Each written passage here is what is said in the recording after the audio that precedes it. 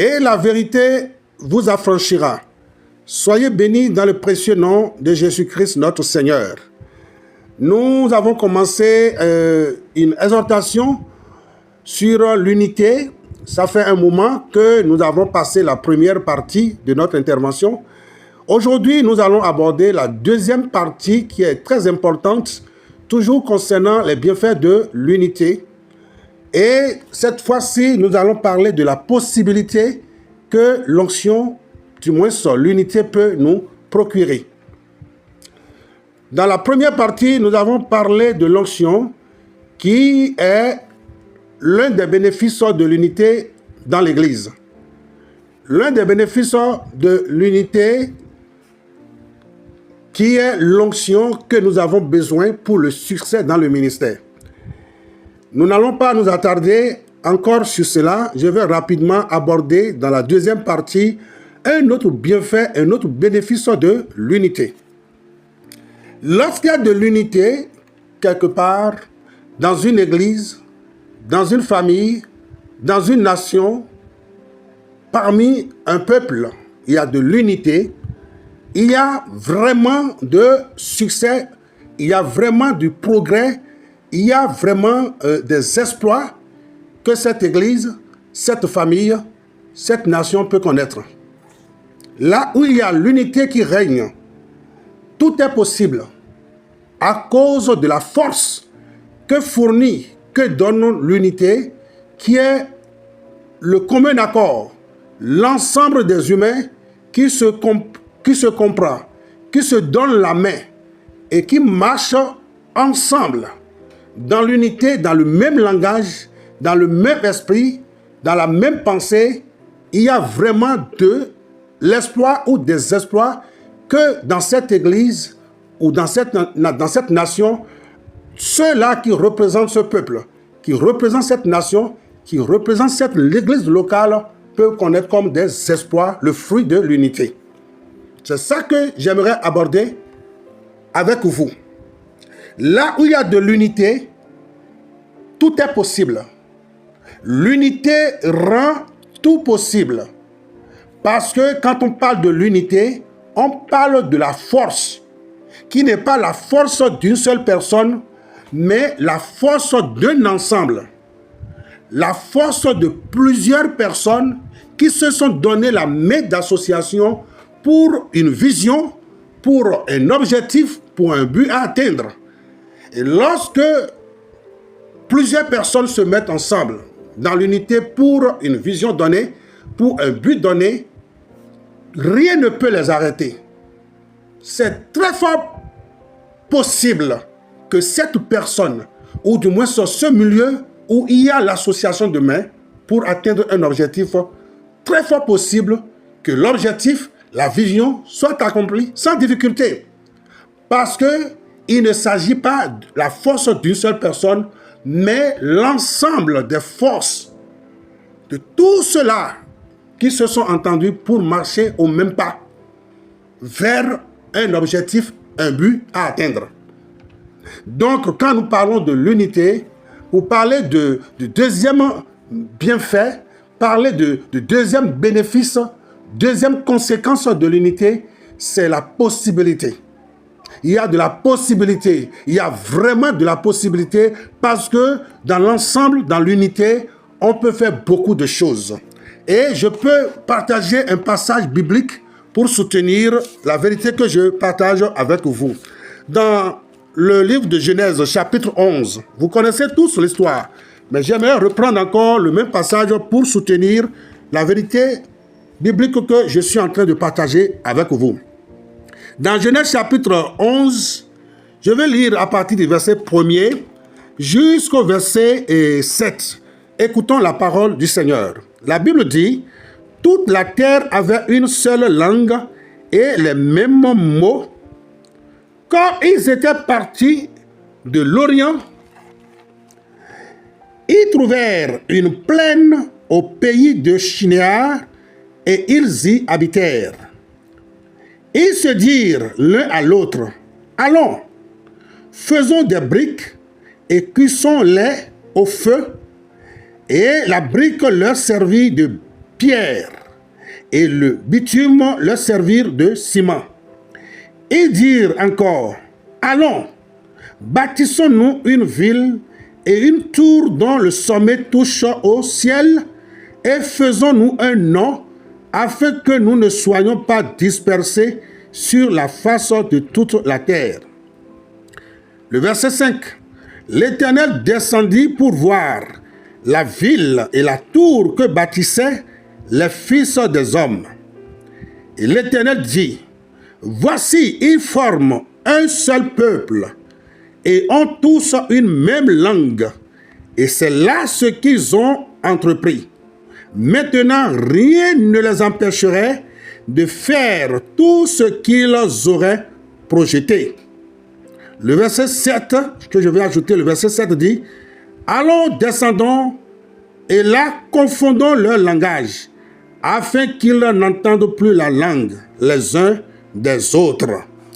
C'est la lecture de la parole de Dieu. Dans ce passage que je viens de lire, Genèse chapitre 11, il s'agit des premiers hommes sur la terre qui ont commencé leur voyage sur la terre. Et ils ont quitté un endroit pour se retrouver à un autre endroit qu'ils ont trouvé un endroit plat, un endroit convivial, un endroit propre pour pouvoir entreprendre une vision, un projet. Et ces hommes, quand ils étaient venus sur le territoire de Shinéar, la Bible dit qu'ils ne voulaient plus quitter cet endroit, ils sont restés là, et c'est de là que la vision de commencer à bâtir une tour, à construire une ville propre à eux-mêmes, pour se donner un nom a commencé. Et dès qu'ils ont eu l'idée de se mettre ensemble pour bâtir, ou du moins pour se bâtir une ville et construire une tour qui allait jusqu'au ciel, jusqu'à toucher le ciel, c'était leur vision, c'était leur but, les objectifs à atteindre avec. Et ces hommes, ils se sont mis à travailler. Et la Bible dit qu'ils étaient tous ensemble. La Bible dit qu'ils se comprenaient. Ils utilisaient la même langue. Ils avaient le même langage. Ils avaient la même pensée. Ils avaient le même esprit. Ils avaient la même vision, le même but et les mêmes objectifs à atteindre. Alors, ils se sont mis à construire. Premièrement, ils ont réalisé des briques. Ils se sont fabriqués du ciment par le biais du bitume. C'est une sorte de liquide bien tendre qui leur servait de ciment. Et ils ont commencé par construire cette tour qui allait toucher le ciel. Ils ont commencé par construire cette ville dans laquelle ils vont habiter désormais sans plus jamais chercher à se répandre à la surface de la terre. La première chose qu'il faut comprendre, ces hommes qui ont entrepris cette œuvre ne sont pas dans la volonté de Dieu. Ce qu'ils ont entrepris avec l'unité n'était pas la vision de Dieu, c'était leur propre vision. Deuxième chose, c'est des païens. Jésus-Christ n'était pas arrivé à ce moment-là. Donc c'est des gens sans Christ. C'est des pécheurs, c'est des gens qui sont privés de la gloire de Dieu, mais quand même ils ont une vision à atteindre ensemble. Et troisième chose, quand ils se sont mis à travailler, malgré qu'ils n'étaient pas dans la volonté de Dieu, malgré que ce qu'ils faisaient n'était pas l'objectif de Dieu, mais ils réussissaient. À cause de quoi? À cause de l'unité qui était en eux. À cause de l'unité dans leur vision. À cause de l'unité dans leur langage. À cause de l'unité dans leur pensée. Ce qu'ils ont entrepris, ils ont commencé par faire le travail et ils ont commencé par réussir. Malgré que ce n'est pas un objectif de Dieu, parce que la volonté de Dieu est bien exprimée dans les Écritures que Adam et Ève vont se multiplier et ils vont remplir la surface de la terre. C'est ça la vision de Dieu. C'est ça l'objectif de Dieu. C'est ça le but de Dieu en créant hommes et femmes à sa ressemblance, à son image. Mais ces hommes, ils ont commencé quelque chose qui est complètement écarté de la vision de Dieu. mais malgré cela étaient écartés de la vision de Dieu. Mais puisqu'il y avait l'unité présente dans ce qu'ils sont en train de faire, ils sont en train gentiment de réussir quelque chose qui n'est pas dans la vision de Dieu, quelque chose qui n'est pas l'objectif de Dieu, n'est pas le but de Dieu, mais qui sont en train de réussir gentiment. À cause de quoi? Non pas que Dieu a donné sa bénédiction, non pas qu'ils étaient remplis du Saint-Esprit, mais non. Non pas qu'ils avaient Jésus-Christ, non pas qu'ils étaient nés de nouveau. Pas du tout ça. Mais qu'est-ce qui faisait leur force pour avoir ce succès, pour avoir ce progrès, pour avoir ces exploits dans leur vision? C'était l'unité. Et ce qui est génial encore est que la Bible témoigne que Dieu était descendu pour constater leur entreprise, pour voir ce que faisaient ces hommes dans l'unité. Et Dieu lui-même a approuvé la puissance de leur unité. Dieu lui-même a approuvé la valeur de leur unité. Dans le verset 7, la Bible dit: allons, descendons et là, confondons leur langage, afin qu'ils n'entendent plus la langue les uns des autres. Et dans le verset 6, il est dit, et l'Éternel dit: voici, ils formaient un seul peuple et ont tous une même langue. Et c'est là ce qu'ils ont entrepris. Maintenant, rien ne les empêcherait de faire tout ce qu'ils auraient projeté. Ils ont un projet, mais un projet qui est accompagné de l'unité. Un projet qui est soutenu par l'unité n'échoue jamais. Dans une église, il y a une vision accompagnée de l'unité du peuple, accompagnée de l'unité du peuple avec leurs responsables, avec le visionnaire, avec le pasteur, le responsable spirituel. Cette église doit connaître des exploits parce que et le pasteur et les membres du peuple tiennent le même langage. Ils fonctionnent dans la même vision, dans le même but, dans le même objectif à atteindre. C'est ça ce que je suis en train de partager avec vous, en vous disant que là où il y a de l'unité, il y a des exploits. Là où il y a de l'unité, il y a la compréhension d'avancer, de marcher au même pas pour atteindre un but, un objectif. C'est très important, l'unité. Voilà le deuxième bénéfice de l'unité. Là où il y a de l'unité, il y a du progrès, il y a des exploits.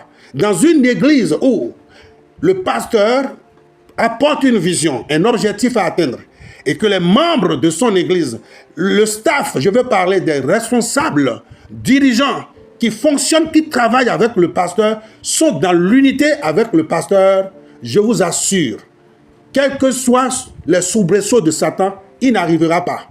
Parce que lorsqu'une équipe n'est pas dessoudée, une église, une équipe reste soudée, Satan a déjà perdu et la bataille et la guerre.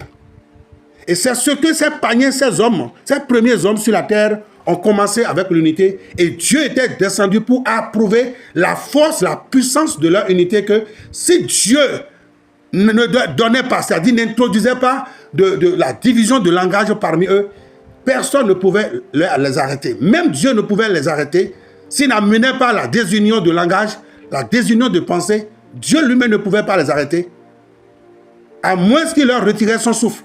Sinon, ils vont réussir. Ils vont réussir la tour jusqu'à toucher effectivement le ciel. Parce qu'il y a l'unité qui était présente parmi ces hommes.